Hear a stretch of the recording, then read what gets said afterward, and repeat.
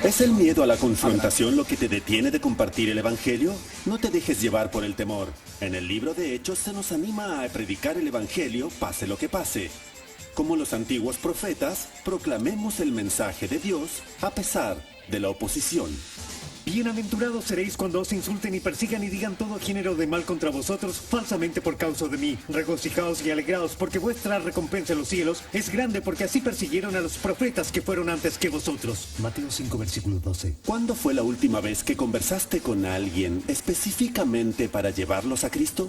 Como cristianos necesitamos crear el hábito de predicar el Evangelio a aquellos que nos rodean. Desafortunadamente, muchas iglesias están llenas de personas que no hacen mucho cuando se trata de evangelizar. Escuchen la parábola de la fraternidad de los pescadores sin peces. Los pescadores estaban rodeados de arroyos y lagos llenos de peces hambrientos. Se reunían a menudo para discutir el llamado a pescar, la abundancia de peces y la emoción que les causaba pescar. Les emocionaba mucho pescar. Alguien sugirió que necesitaban una filosofía de pesca, así que definieron y volvieron a definir cuidadosamente la pesca. También desarrollaron estrategias y tácticas. Iniciaron estudios, investigación y conferencias sobre la pesca. Algunos vinieron de lejos para estudiar diversos tipos de peces con diferentes hábitos. Algunos obtuvieron doctorados en pescadología. Pero ninguno había ido a pescar. Se formó un comité para enviar pescadores. Cuando los lugares para pescar fueron más que los pescadores, el comité determinó prioridades. Se publicó una lista con los lugares de pesca en el tablón de anuncios en todos los pasillos. Pero, aún así, nadie fue a pescar. Se realizó una encuesta para saber el porqué. La mayoría no respondió, pero los que sí lo hicieron dijeron que se sentían llamados a estudiar los peces, otros a proveer equipos de pesca y varios a alentar a los pescadores. Con tantas reuniones, conferencias y seminarios, simplemente no tenían tiempo de ir a pescar. Ahora, Jake era nuevo en la fraternidad de pescadores y después de ir a una reunión, fue a pescar y capturó un pez enorme. En la siguiente reunión, Jake contó su historia y fue reconocido por su hazaña. Le dijeron que tenía el don de la pesca. Entonces programaron charlas para que él contara cómo lo hizo. Con todas las invitaciones y su nombramiento a la junta directiva, Jake ya no tuvo tiempo para ir de pesca. Al poco tiempo, comenzó a sentirse inquieto y vacío. Añoraba volver a sentir el tirón de la caña de pescar. Así que canceló sus charlas, renunció a la junta y le dijo a un amigo: «Hey, vámonos de pesca». Y es exactamente lo que hicieron. Y he aquí, atraparon peces. La fraternidad contaba con muchos miembros. Habían muchos peces, pero los pescadores eran pocos. En Marcos 1:17 Jesús dijo: «Vengan conmigo y yo haré que ustedes sean pescadores de hombres». Cuando se trata de evangelizar, ¿eres un pescador que no pesca?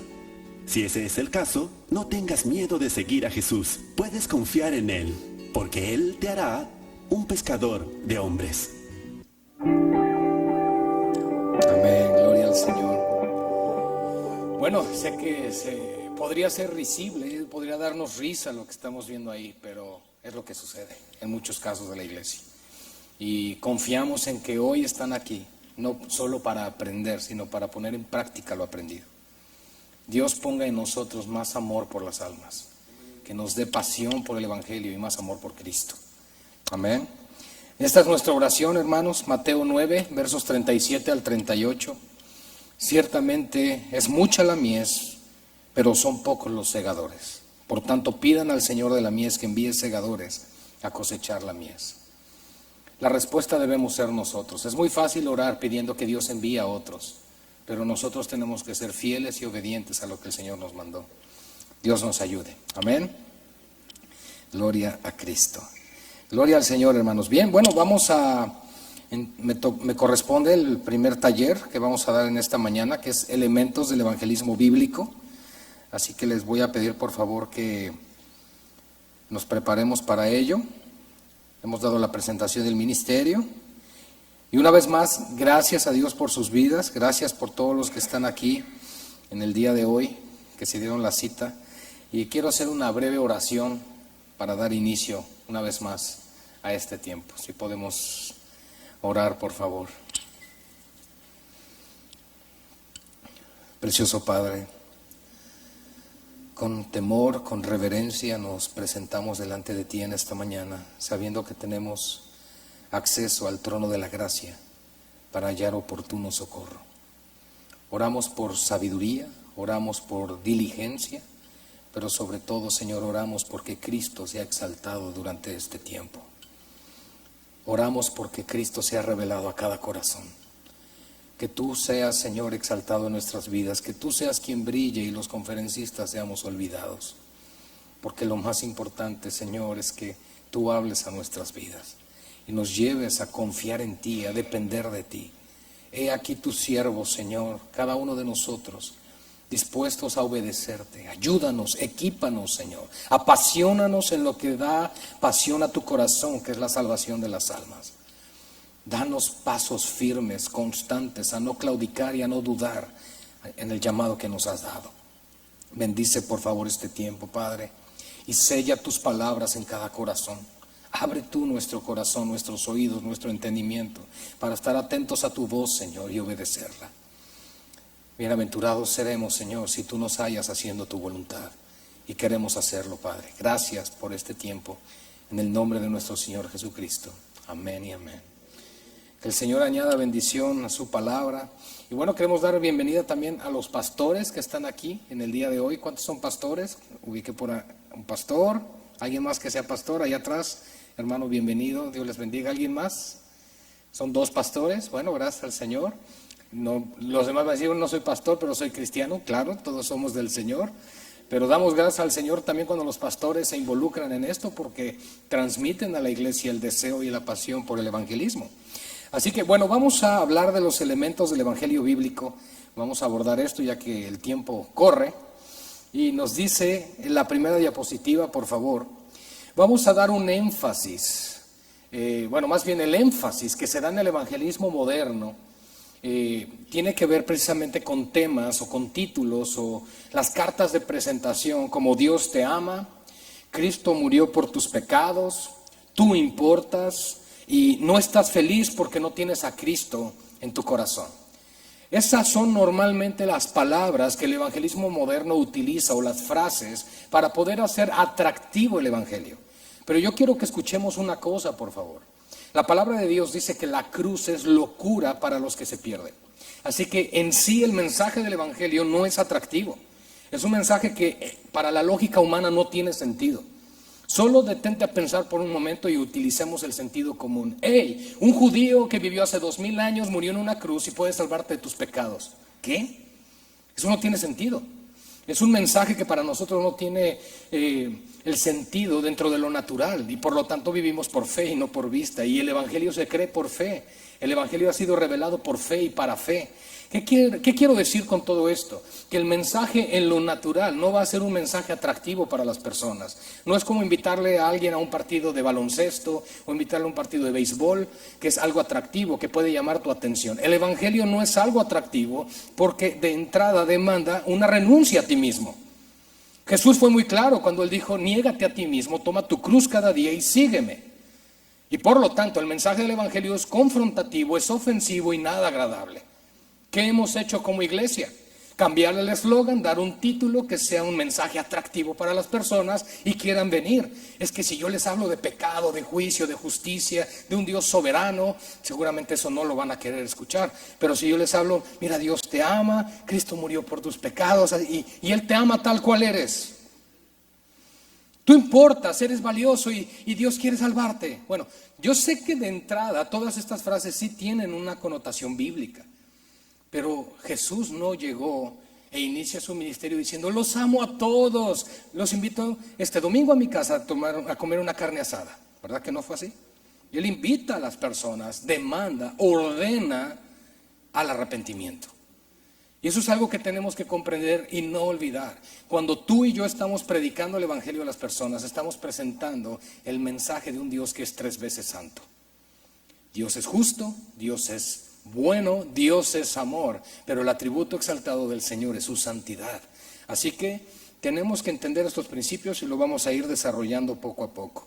Algunos elementos que vamos a ver en esta presentación es que vamos a aprender el carácter de Dios, la naturaleza del hombre, el juicio de Dios, el gran dilema, vamos a desarrollarlo. ¿Qué es lo que Dios hizo para salvarnos? ¿Cuál es la respuesta del hombre? ¿Cuál es la promesa de Dios? Y el creyente verdadero. Esa es, digamos que la sinopsis de lo que vamos a estar analizando durante esta presentación de elementos del evangelismo o del evangelio bíblico. ¿Por qué es importante conocer los elementos del evangelio bíblico? Porque la Escritura establece que el evangelio es el poder de Dios para salvar. En Romanos 1:16. Eso significa para nosotros que el mensaje del evangelio es perfecto tal cual fue revelado.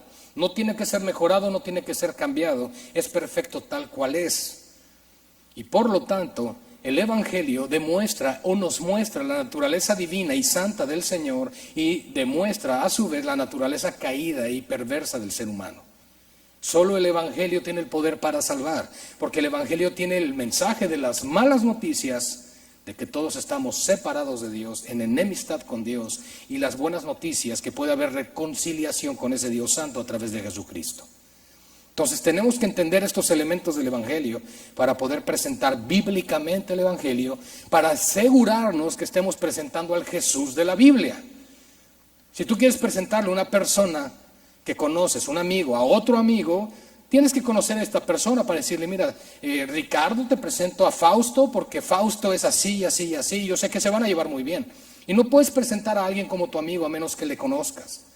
Nosotros tenemos que conocer a Dios, el carácter revelado de Dios en sus atributos a través de las Escrituras para darlo a conocer a otros.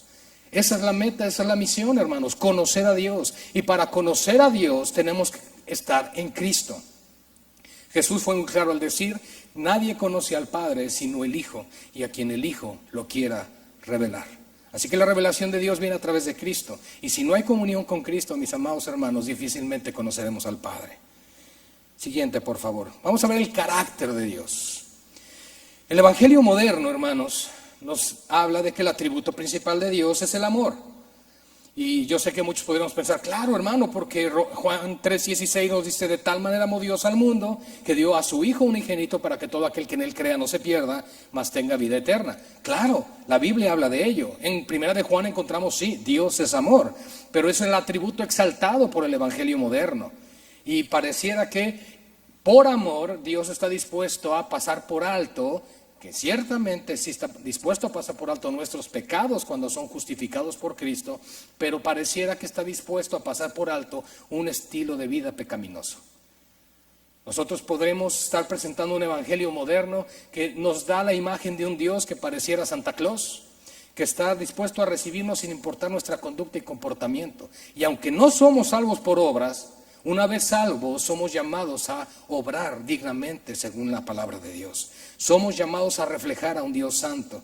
Jesús, bueno, la palabra del Señor nos dice, sed santos. ¿Pueden completar la frase?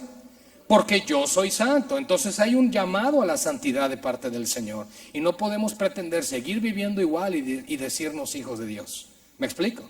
Tiene que haber un cambio y una transformación. Y lamentablemente el evangelio moderno hace tanto énfasis en el amor que los cristianos pueden, según ellos, vivir como sea. Finalmente Dios los ama. Pero hay que tener cuidado con eso, porque no es así. Dios ama realmente lo que es conforme a su naturaleza. También típicamente no se mencionan los atributos de Dios que no son agradables a las personas, como que Dios es justo, como que Dios es santo, como que Dios es soberano. La soberanía de Dios, hermanos, es algo que prevalece a lo largo del canon bíblico. Si nosotros no entendemos y atesoramos el hecho de que Dios es soberano, vamos a hacer, por lo tanto, al hombre soberano, y el hombre tiene la capacidad de decisión y manipulación en todo. Y no es así. O Dios es Dios y Dios es soberano, o el hombre lo es. Y por lo tanto, hermanos, ciertamente el hombre tiene la responsabilidad de arrepentirse, de creer, pero la salvación está en las manos del Señor. Y tenemos que asegurarnos de estar predicando bíblicamente el evangelio, presentar a un Jesús que realmente va acorde a las Escrituras. Por ejemplo, el evangelio bíblico nos dice que el atributo principal de Dios es la santidad. ¿Ustedes recuerdan la imagen de Isaías capítulo 6, cuando él fue llevado en visión al tercer cielo y estando en la presencia del trono? Los ángeles, los querubines que volaban alrededor del trono de Dios, no decían, amor, amor, amor es Jehová Dios de los ejércitos. Justo, justo, justo. No, el atributo exaltado es la santidad. Santo, santo, santo es Jehová Dios de los ejércitos. Y hermanos, sí es tan impactante la santidad de Dios que ni los mismos ángeles podían ver al Señor, porque con 2 alas cubrían sus ojos. Es algo impresionante. Entonces nosotros tenemos que ser expuestos a la santidad de Dios, a la majestad del Señor, para entender quién es Dios. Y las personas, cuando son expuestas a ese Dios santo, van a reconocer su condición pecaminosa, caída, perversa, porque de lo contrario, si solamente le decimos, mira, Dios te ama así, Dios quiere que seas feliz, Dios quiere que seas tal cual eres, no es cierto. Porque entonces, ¿por qué nos santifica? ¿Por qué renueva el entendimiento? ¿Por qué nos da dones y talentos, cosas que no teníamos? ¿Por qué nos invita a enterrar el viejo hombre, a llevar vidas nuevas en el Espíritu? Porque tal cual somos, no podemos acceder a su gloria y su presencia. Y por lo tanto, gracias pastor, que Dios le bendiga. Y por lo tanto, mis amados hermanos, nosotros tenemos un llamado. Y ese llamado es a la santidad. Y a reflejar a un Dios que es santo. Y a hablar de un Dios que es santo. También Dios es todopoderoso, enseña Apocalipsis 4:8. También es exaltado en gloria, dice Salmos 57:5. Dios es soberano, 1 Timoteo 6:5. Y Él es el juez justo que aborrece el pecado, Salmos 7:11. Dios es amor, pero ama lo que está de acuerdo con su naturaleza. Hay un dicho que no está en la Biblia y que no es un dicho cristiano, que los cristianos lo utilizan y dicen, mira, Dios ama al pecador, pero aborrece al pecado. Pero hay un problema con eso, quien termina en el infierno es el pecador. Y por lo tanto, amados hermanos, la Escritura nos dice que Dios es un Dios que tiene ira. Y esa ira se revela desde el cielo contra toda injusticia e impiedad. Y por lo tanto, Dios en esa santidad y en esa justicia condenará todo aquello que no es conforme a su naturaleza. Y podríamos pensar, ¿y cómo es entonces que nosotros venimos a ser parte de la naturaleza de Dios? ¿Han leído por ahí Romanos 8:15? Dice que nos ha hecho sus hijos por medio de adopción. Nos ha adoptado como sus hijos, parte de la familia de Dios. Eso significa que si no somos hijos de Dios, somos hijos del diablo. Nadie es huérfano, ¿verdad? Nadie es huérfano en este mundo. Siguiente, por favor. En Isaías 6:1-3 ya hablamos precisamente de que Dios es santo, santo, santo, exaltando la santidad de la Trinidad, mis amados hermanos. Y por lo tanto entendemos que tenemos que presentar a Dios de esta manera. Dios es santo, el hombre es pecador, el hombre por lo tanto necesita justicia y esa justicia no puede venir de sí mismo, necesitamos del Señor. Nuestro hermano Miguel hablará del uso de la ley en el evangelismo y esta es una enseñanza importantísima que tienen que prestar atención en su momento porque tiene el propósito de revelar el carácter divino a través de la ley. Siguiente, por favor. En el Evangelio moderno, por ejemplo, nos dice que el hombre está desviado del plan de Dios y no está feliz por eso.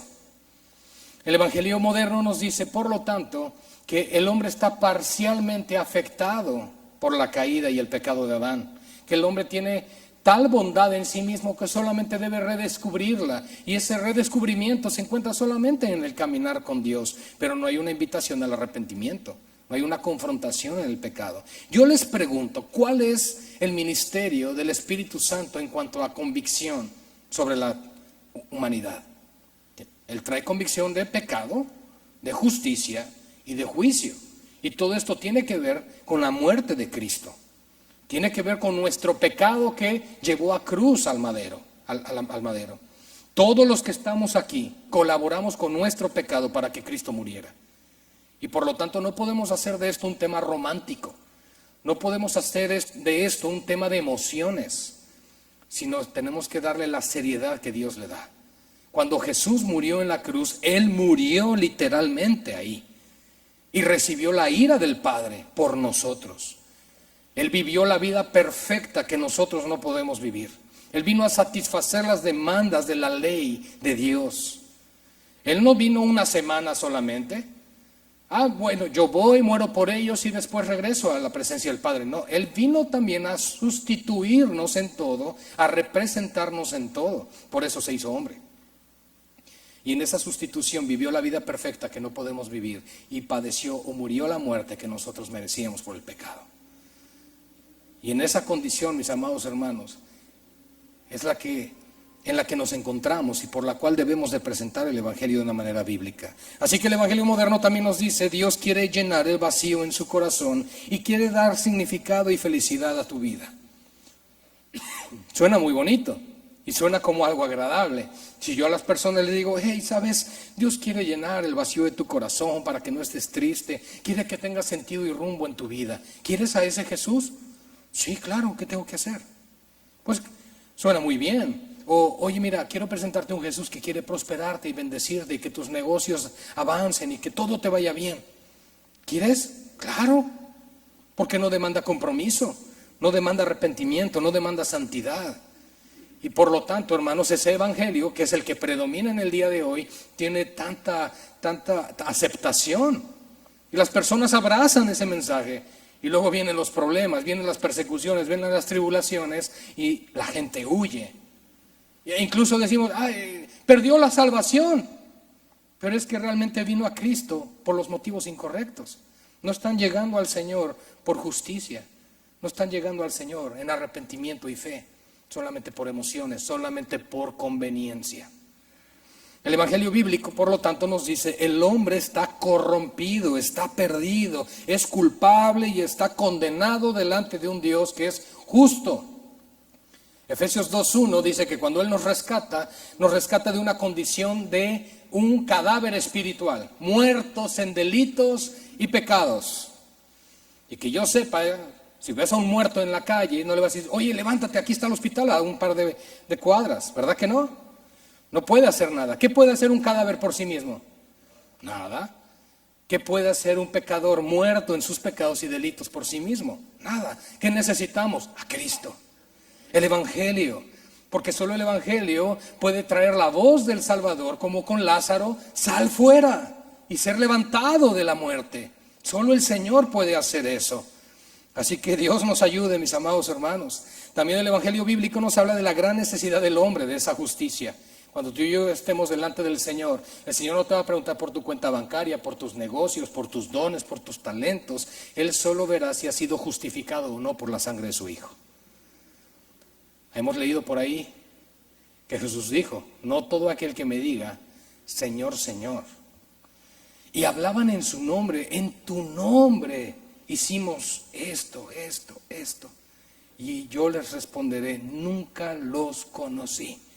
Una vez más, ¿cómo nos conoce el Señor? Por adopción, cuando nos hace sus hijos. No puede mejorarse el Evangelio, hermanos. Necesitas una nueva naturaleza. El hombre natural no puede heredar el reino de los cielos así. Tiene que ser regenerado, tiene que nacer de nuevo. El que nace de nuevo verá el reino de los cielos, entrará al reino de los cielos.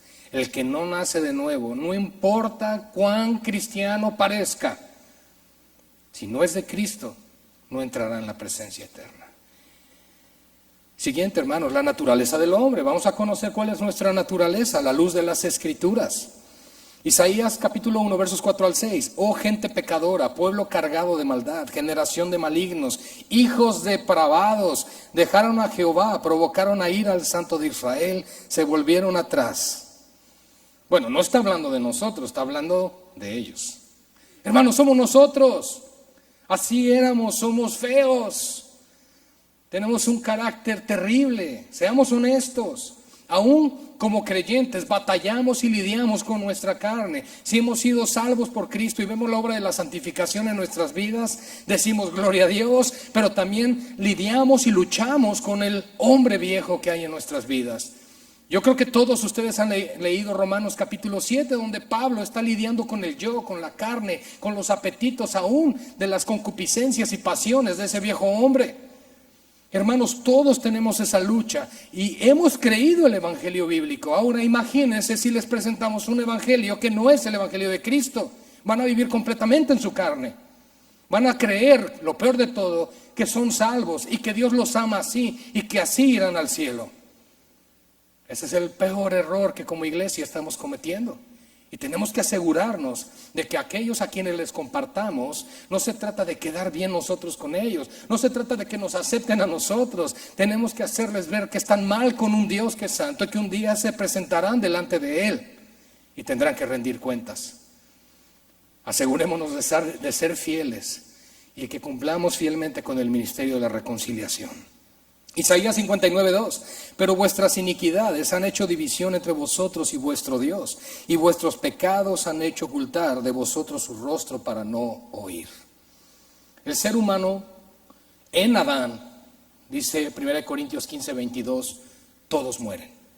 Hay una sentencia sobre la humanidad de muerte. Romanos 6:23, la paga del pecado es muerte. Todos estamos llamados a morir en esa situación, en Adán.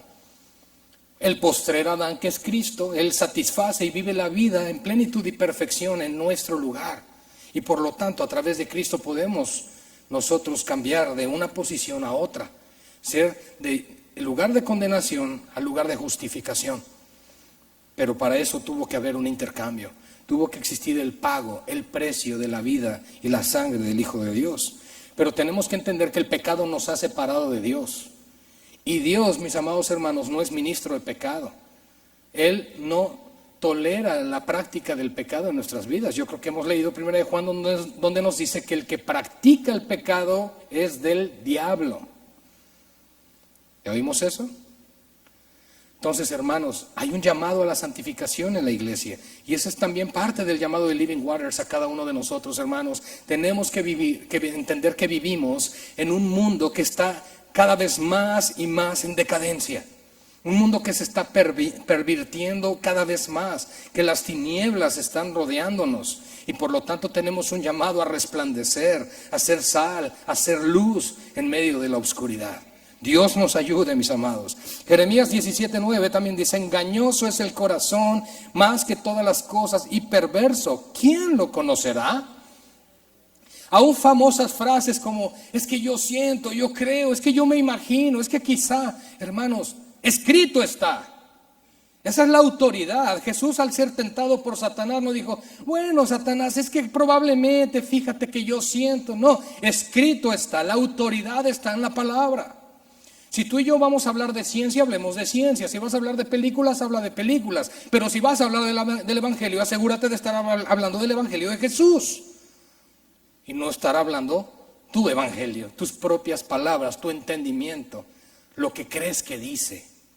Es que yo me imagino que Jesús aquí quiso decir que, no, hermanos, ¿qué dice la palabra?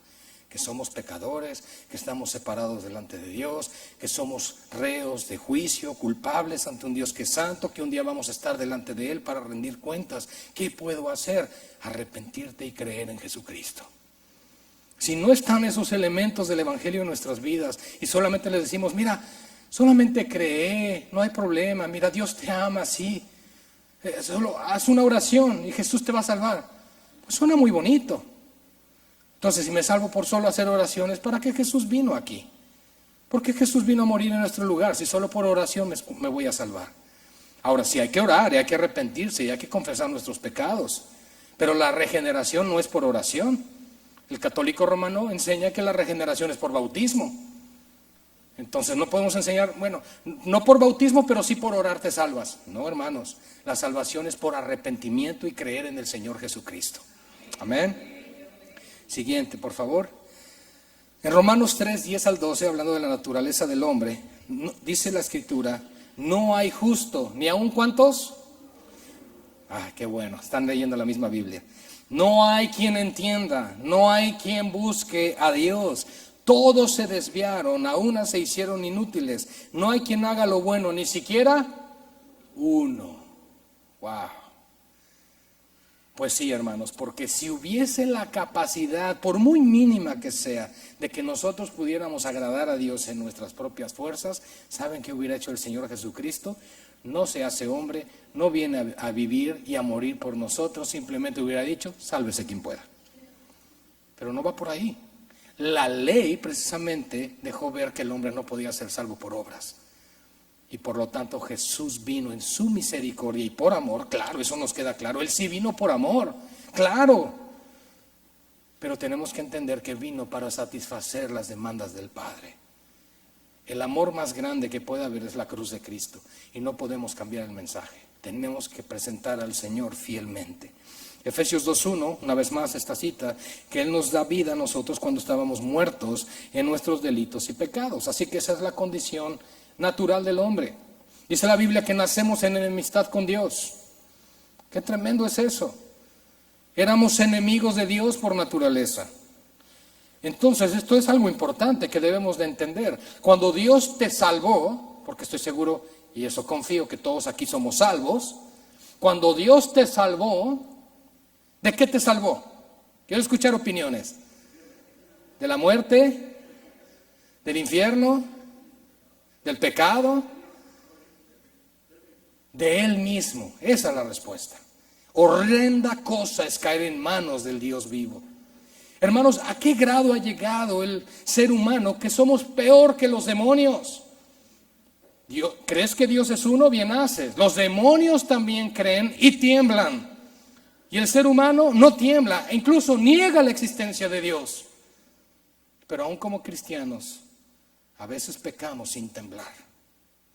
Dios nos lleva a esa santidad, hermanos.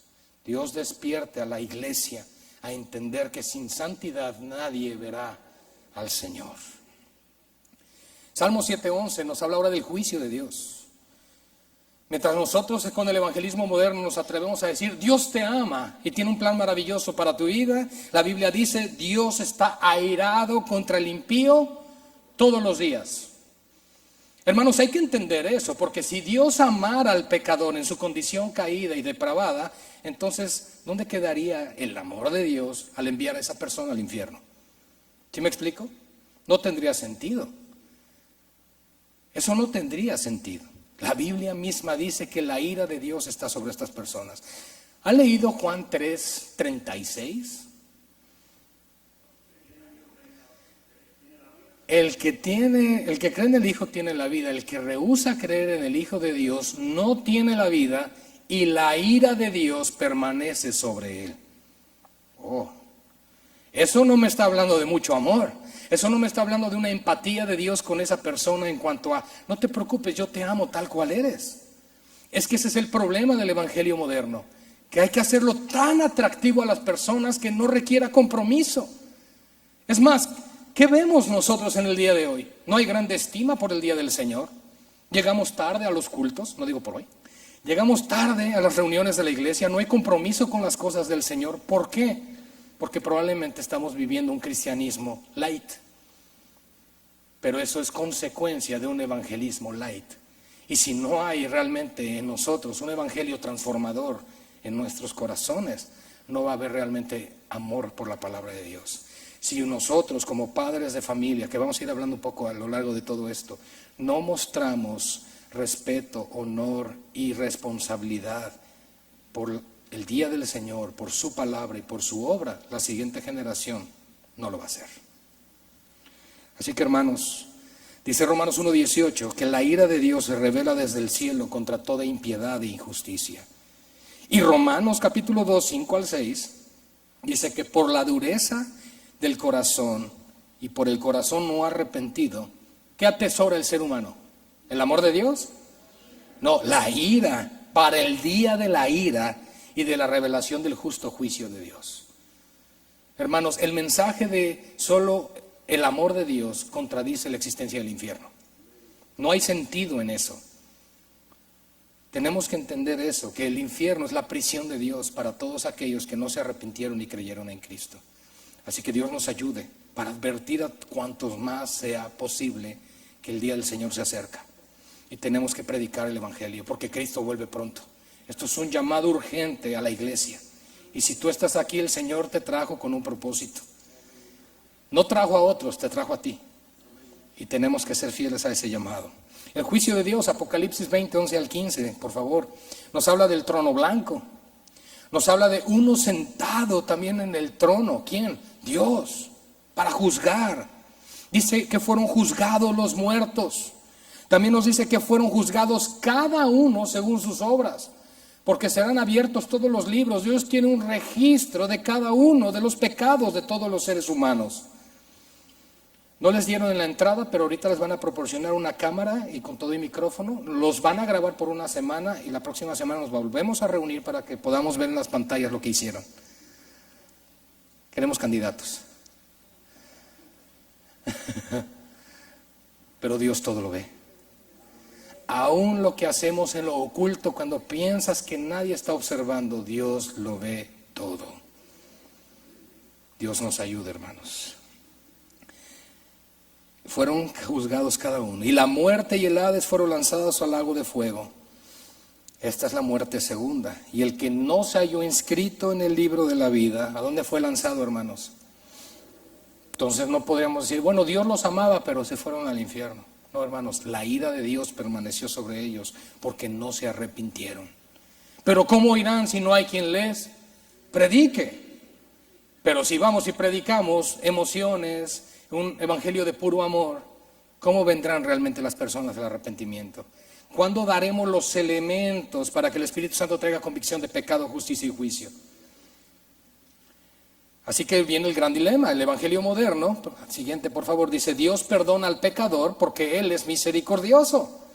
Y también, en vez de ser justo, Dios tuvo misericordia de ti. Ese es el evangelio moderno.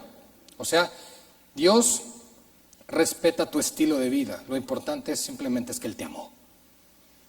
Ahora, el evangelio bíblico, ¿qué dice? Dios no puede perdonar sin cumplir las demandas de su justicia perfecta.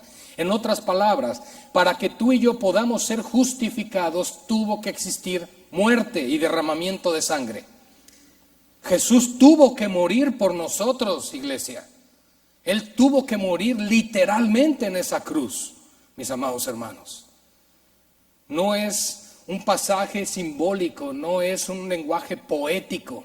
Está hablando de una realidad. Jesús derramó su sangre por nosotros. Sufrió una de las peores muertes que podían existir.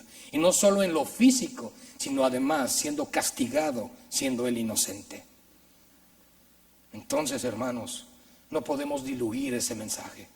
No podemos hacerlo atractivo para que entonces la gente quiera a ese Jesús que es solo bondad. Y sí, Dios es bondad, hermanos, pero Dios es santo.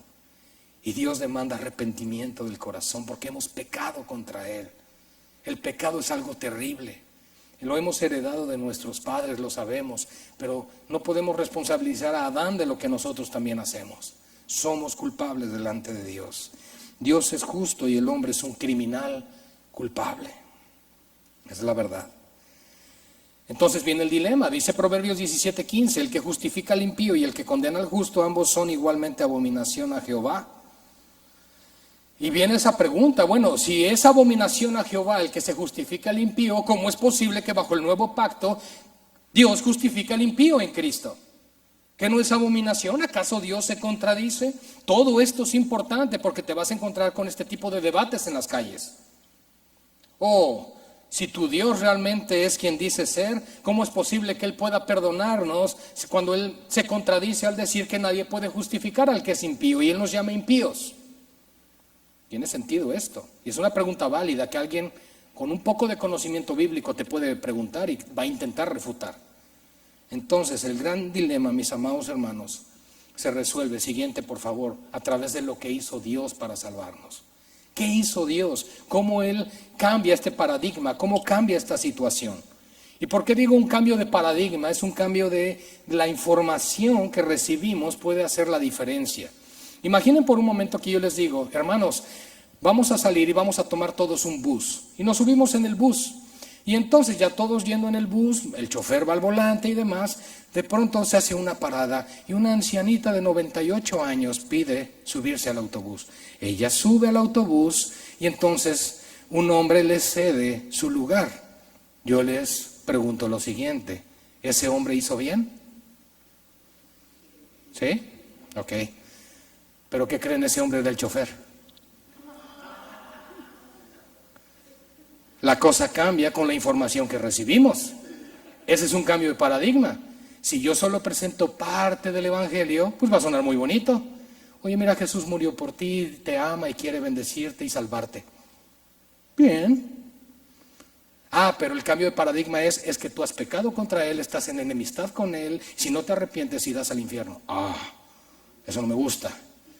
Eso no me gusta. Entonces, hay que presentar el mensaje completo porque seríamos infieles testigos de Cristo si no lo hacemos bien. ¿Qué hizo Dios entonces? Gálatas 4:4-5. Dios envió a su Hijo nacido de mujer y nacido bajo la ley para que redimiese a los que estaban bajo la ley, a fin de que recibiésemos la adopción de hijos. La palabra de Dios nos dice que Jesús es 100% hombre y 100% Dios. Esto es conocido como unión hipostática. 100% hombre y 100% Dios. Las dos naturalezas en un solo ser, coexistiendo y cohabitando en sí misma. Esto para nuestra mente no es fácil comprenderlo, pero es lo que dicen las Escrituras y vivimos por fe y lo creemos por fe. Es lo que dice la palabra del Señor. Pero ¿cómo es posible que Jesús, siendo hombre, no fuera condenado por el pecado? Bueno, porque Él nace sin pecado. Pero ¿cómo puede nacer sin pecado si trae cuerpo humano? Porque la simiente que fecunda sobrenaturalmente el óvulo de María viene del Espíritu Santo. Y por eso es que nace sin pecado, pero con naturaleza humana. Hay que entender esto porque si no, de repente con los testigos de Jehová vamos a agarrar y ¡ay! No entiendo cómo poderles explicar estos detalles. Porque ellos dicen que Jesús es la primera creación de Jehová, pero no es Dios. Y sí, incluso tú podrías argumentar, pero Colosenses 3 dice que todo fue hecho por medio de Él, para Él y es de Él. Y te van a decir, sí, por supuesto, pero porque Dios usó a Jesús como su primera creación para crearlo todo. ¿Saben? Eso no es lo que dice la Biblia. La Biblia dice que Jesús es Dios. Romanos 9:5. Así que, hermanos, ¿qué hizo Dios? Que al que no conoció pecado, por nosotros lo hizo pecado para que nosotros fuésemos hechos justicia de Dios en él. ¿Qué queremos decir con esto? ¿Cómo es posible que Dios pudiera lidiar con el hecho de que Él no fuera abominable a sí mismo por justificar al impío? A través de trasladar, de transferir nuestra culpa, pecado, maldad y perversión sobre un sustituto, Jesucristo, completamente santo, justo, bueno, perfecto, quien carga todo lo que somos para recibir la ira de Dios en nuestro lugar, poder condenar así el pecado en la carne y poder resucitar al tercer día en victoria, porque Jesús era inocente. Él era sin culpa, por eso no pudo ser condenado. Eso es importante entenderlo porque son los elementos del evangelio bíblico. Y Jesús resucita en victoria y por lo tanto todo aquel que se arrepiente y cree en Él, la Biblia dice que Dios nos imputa o nos coloca de manera soberana la justicia de Cristo. Porque hizo una transacción, cambió los papeles. Cristo a la cruz, nosotros que merecíamos la cruz, nos desciende, digamos, al piso y entonces la ira cae sobre Cristo y su justicia y la santidad de Cristo son imputadas a nosotros. Eso es lo que pasó. Entonces, no solo justificó por amor, tuvo que haber pago, el rescate, la redención que implica la compra del mercado de esclavos con la sangre preciosa del Hijo de Dios. Eso es lo que hizo Cristo. En esto se mostró el amor de Dios para con nosotros, en que Dios envió a su Hijo unigénito al mundo para que vivamos por Él. En esto consiste el amor, no en que nosotros hayamos amado a Dios, sino en que Él nos amó a nosotros y envió a su Hijo en propiciación por nuestros pecados. Así es como Dios lidió con esa tensión. ¿Cómo es posible que Dios pueda justificar al impío si esto es abominación delante de Él? Haciendo a Cristo maldición por nosotros. Porque la ley dice, maldito todo aquel que es colgado en un madero. ¡Wow! Es tremendo, ¿verdad? Entonces, cuando vemos todo este plan redentor de Dios, vemos el amor de Dios, pero vemos ira, vemos juicio, vemos muerte, vemos castigo. Y esos elementos tienen que estar ahí. ¿Y saben por qué? Porque también tenemos que temer ante un Dios que es todopoderoso. ¿Saben qué significa gracia? Dios no dándote lo que mereces. Su ira. Eso es gracia. Pero somos salvos por gracia y podemos vivir como queramos. No. Gracia significa por cuanto no pudiste cumplir con las demandas perfectas y santas de la ley de Dios, entonces Dios envió a alguien que lo hizo por ti para que tú seas justificado y ahora puedas vivir con tu fe y esperanza puesta en aquel que lo hizo en tu lugar. Entonces yo no soy salvo por guardar los 10 mandamientos, pero por cuanto soy salvo debo guardarlos. ¿Ah? Yo no puedo ser perfecto como Cristo, pero soy llamado a hacerlo.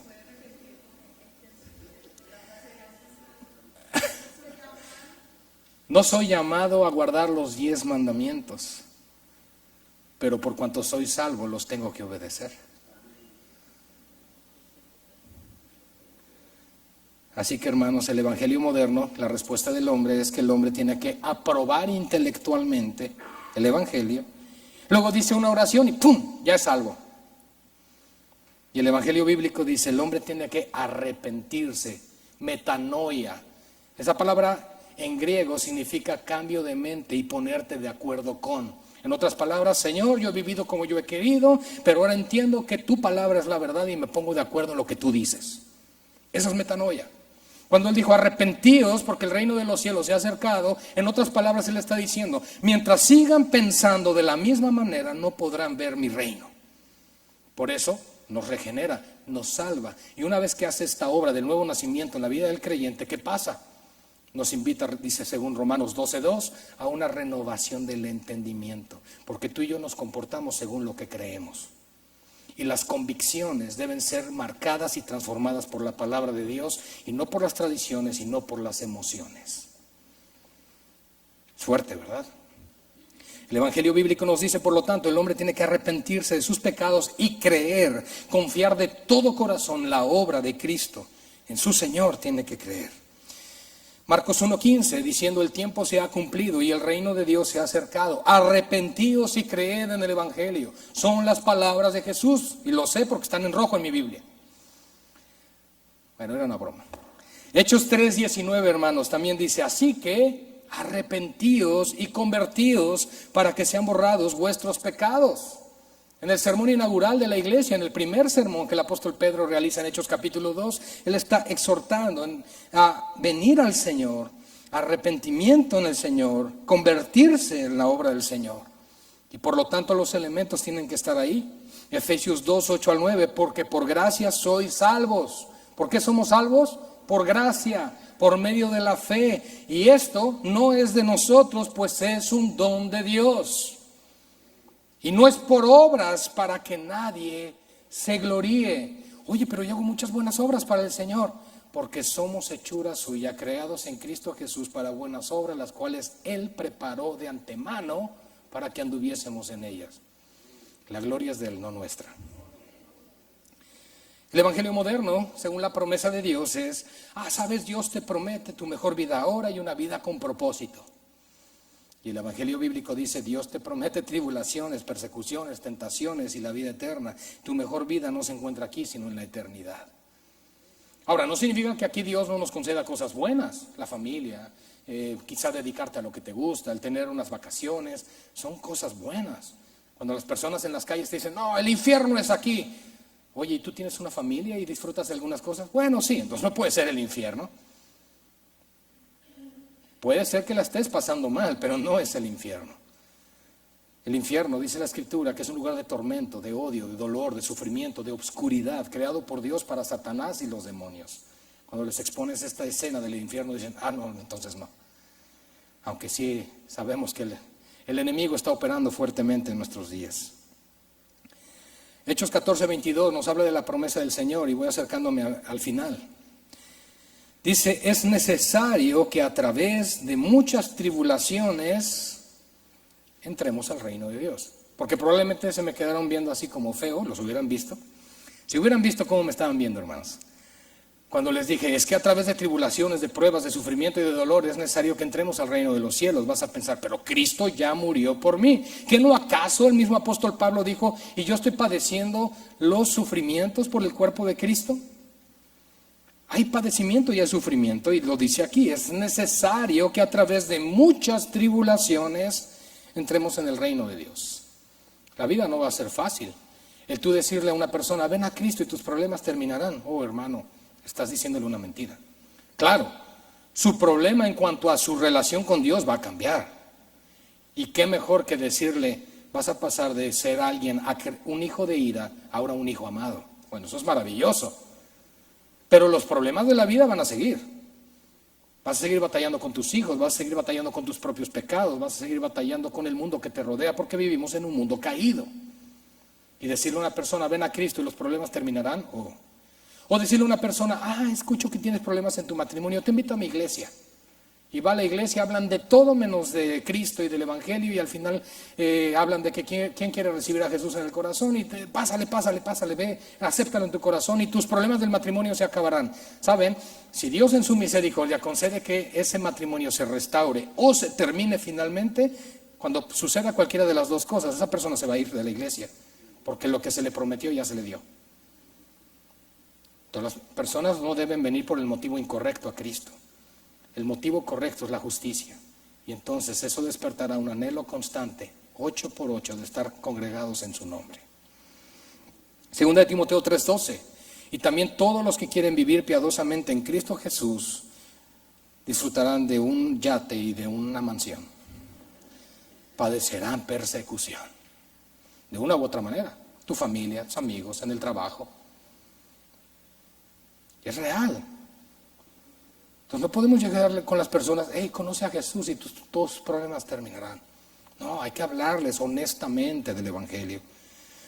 Hermanos, si a nuestro Señor lo crucificaron, si los apóstoles cómo murieron, ¿qué podemos esperar nosotros? Dice por ahí un predicador que ya falleció, si tú y yo predicamos el mismo Evangelio que predicó el Señor Jesucristo, vamos a obtener más o menos el mismo tipo de resultados. ¿Y cuál es? Gente queriéndonos matar. Pero si el evangelio que predicamos es cómodo para toda persona, se acomoda con cualquier estilo y movimiento y agenda, no es el evangelio de Cristo. Es tu propio evangelio. Al decir tú, es que mi Dios no enviará a nadie al infierno. Claro, tu Dios no puede enviar a nadie al infierno, porque ese Dios no existe. Lo has inventado, es un producto de tu imaginación. El creyente verdadero, por lo tanto, como resultado, y estoy por terminar, dice así, el evangelio moderno, hay cristianos carnales y cristianos espirituales. Es lo que dice el evangelio moderno. El cristiano que va a la discoteca, al bar, al antro, que puede seguir viviendo, tomando y viviendo y disfrutando, fornicando y demás, dice, bueno, es que soy un cristiano carnal, pero yo ya acepté a Jesús en el corazón. Pero el evangelio bíblico dice, Cristo libra a su pueblo del poder del pecado. Decía un predicador de antaño, Dios se va a encargar de que ninguno de sus hijos peque a gusto. Todos los cristianos andan en el espíritu y no en la carne. Es lo que enseña el Nuevo Testamento. Y el cristiano verdadero vive para la gloria de Cristo. Amén. Y por último, hermanos, el fruto final que nosotros vamos a encontrar en un verdadero creyente y consecuencia de haber predicado y creído el verdadero evangelio con los elementos bíblicos. Filipenses 3:3 nos dice, porque nosotros somos la circuncisión, los que en espíritu servimos a Dios y nos gloriamos en Cristo Jesús, no teniendo confianza en la carne. No confíes en quién eres o lo que tú puedes hacer, confía en lo que Cristo ha hecho por nosotros. Él es el Hijo amado en el cual el Padre tiene complacencia. Es Cristo justificándonos, es Cristo revistiéndonos, lo que nos hace aceptos delante del Padre. Segunda de Corintios 5:17. De modo que si alguno está en Cristo, nueva criatura es. Las cosas viejas pasaron, he aquí todas son hechas nuevas.